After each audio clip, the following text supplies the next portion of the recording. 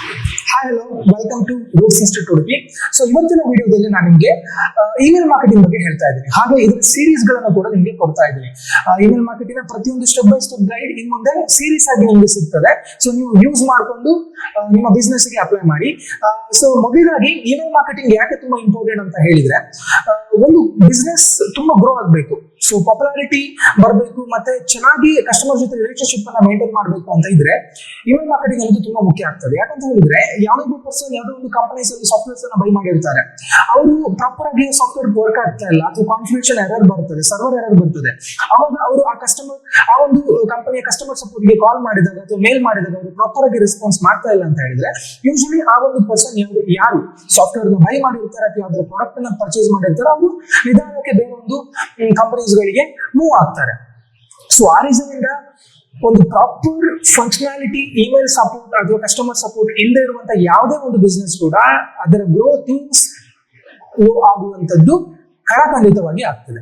So ಆ reason ಇಂದ ಇವತ್ತು ಇಮೇಲ್ ಮಾರ್ಕೆಟಿಂಗ್ ಇಂಪಾರ್ಟೆನ್ಸ್ ಮತ್ತು ಇಮೇಲ್ ಮಾರ್ಕೆಟಿಂಗ್ ಇಂಟ್ರೊಡಕ್ಷನ್ಸ್ ಅನ್ನ ನಾವು ನಿಮಗೆ ಹೇಳ್ತಾ ಇದ್ದೀವಿ. ಸೊ ಅದನ್ನ ನೋಡ್ಕೊಳ್ಳೋಣ.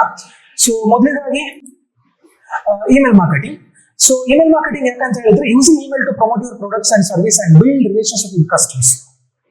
ಸೊ ನೀವು ಇಮೇಲ್ಸ್ ಗಳನ್ನ ನಾನು ಆಲ್ರೆಡಿ ಹೇಳಿದಾಗೆ, ಸೊ ಕಸ್ಟಮರ್ ಜೊತೆ ಒಂದು ಚೆನ್ನಾಗಿ ರಿಲೇಶನ್ಶಿಪ್ ಅನ್ನ ಮೇಂಟೈನ್ ಮಾಡ್ಲಿಕ್ಕೆ ಇಮೇಲ್ ಮಾರ್ಕೆಟಿಂಗ್ ಅನ್ನ ಯೂಸ್ ಮಾಡ್ತೀವಿ. ಸೊ ಇಲ್ಲಿ ಕಾಣಿಸ್ತಾ ಇರೋದು ಇಮೇಲ್ ಮಾರ್ಕೆಟಿಂಗ್ ಟೆಂಪ್ಲೇಟ್. ಇಲ್ಲಿ ನಿಮಗೆ ನಾರ್ಮಲ್ ಟೆಂಪ್ಲೇಟ್ ತರ ಬರಲ್ಲ. ಸೊ ಇದು ಸ್ವಲ್ಪ ಅಡ್ವಾನ್ಸ್ ಟೆಂಪ್ಲೇಟ್ ಇರ್ತದೆ. ನಾರ್ಮಲ್ ಆಗಿ ನೀವು ಹಾಯ್ ಹಲೋ ಅಂತ ನೀವು PDF ಡಾಕ್ಯುಮೆಂಟ್ಸ್ ಕಳಿಸ್ತಿರಲ್ಲ, ಹಾಗೆ ಇಲ್ಲಿ ಕಳಿಸುವಂತದ್ದಲ್ಲ.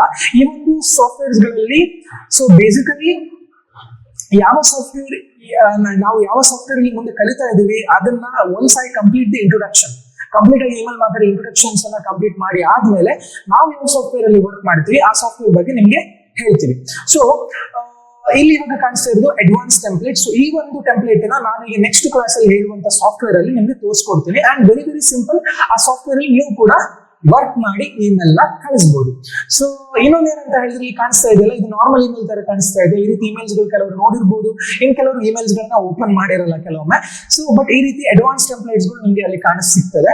ಸೊ ನೋಡಿ ಹೇಗೆ ಅಡ್ವಾನ್ಸ್ ಇದೆ. ಇಲ್ಲಿ ಲಿಂಕ್ಸ್ ಗಳನ್ನ ಇಡಬಹುದು. ಇಮೇಲ್ ಥ್ರೂ ನಮ್ದು ಪುನಃ ವೆಬ್ಸೈಟ್ ಗೆ ಕ್ಯಾರಿ ಮಾಡಬಹುದು ಅಥವಾ ಕಾಲ್ ಬರೋ ತರ ಮಾಡಬಹುದು. Anything we can do it in email marketing template ಅಲ್ಲಿ ನಾವು ಆ ರೀತಿ ಸೆಟ್ ಮಾಡಬಹುದು. And benefits of email marketing, cost effective ಆಗಿರ್ತದೆ.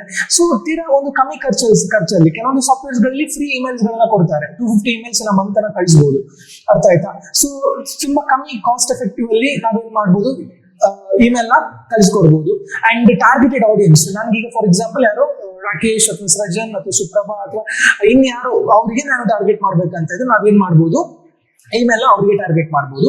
And high return on investment.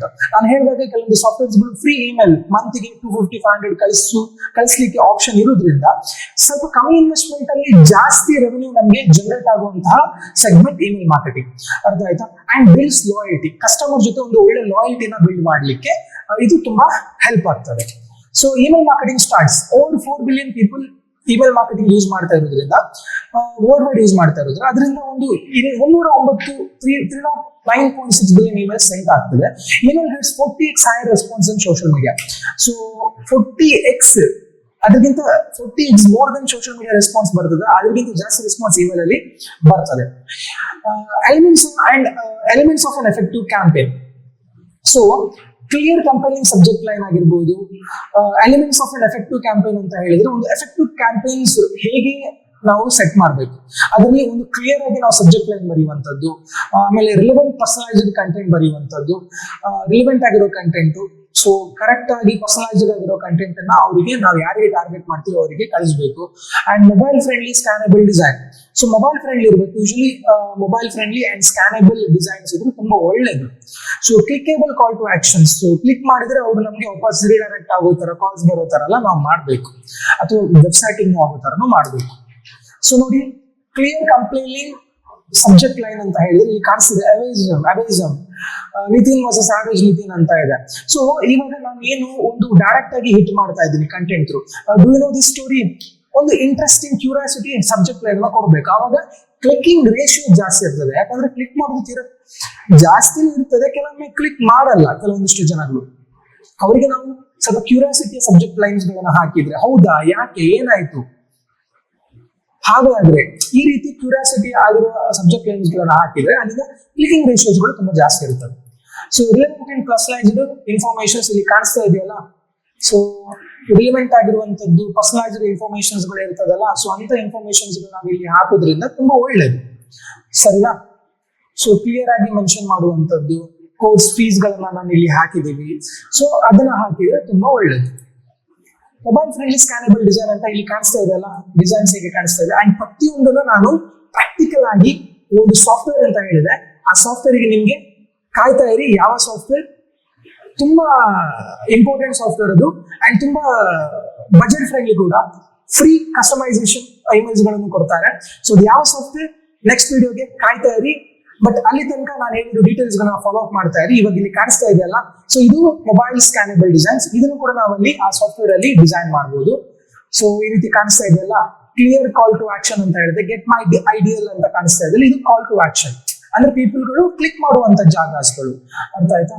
Click ಮಾಡುವಂತ ಪ್ಲೇಸಸ್ಗಳು. ಟೈಪ್ಸ್ ಆಫ್ ಇಮೇಲ್, ಒಂದು ಪ್ರಮೋಷನ್ ಕೊಡಬಹುದು, transaction, automated.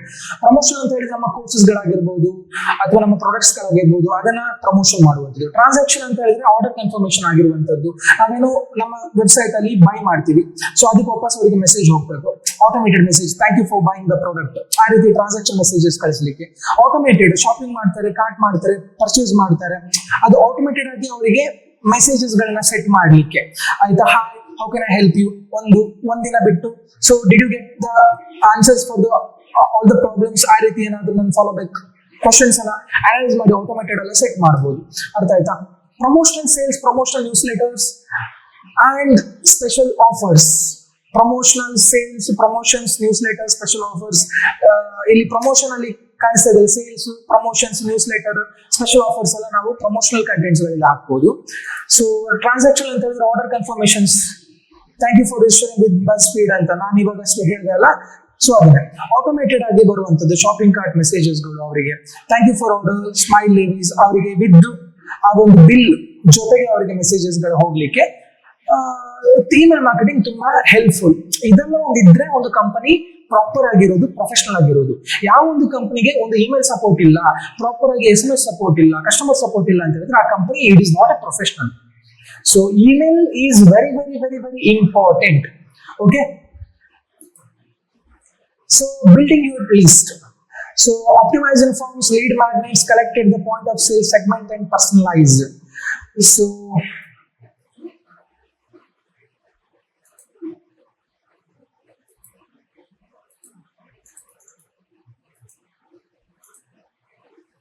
building your list ಇದರಲ್ಲಿ ಆಪ್ಟಿಮೈಸ್ ಫಾರ್ಮ್ಸ್, ಒಳ್ಳೆ ರೀತಿಯ ಒಂದು ಫಾರ್ಮ್ ನ ಅಂದ್ರೆ ಟೆಂಪ್ಲೇಟ್ ಅನ್ನು ಆಪ್ಟಿಮೈಸ್ ಮಾಡುವಂತದ್ದು. And collect at point of sale. So segment and personalize.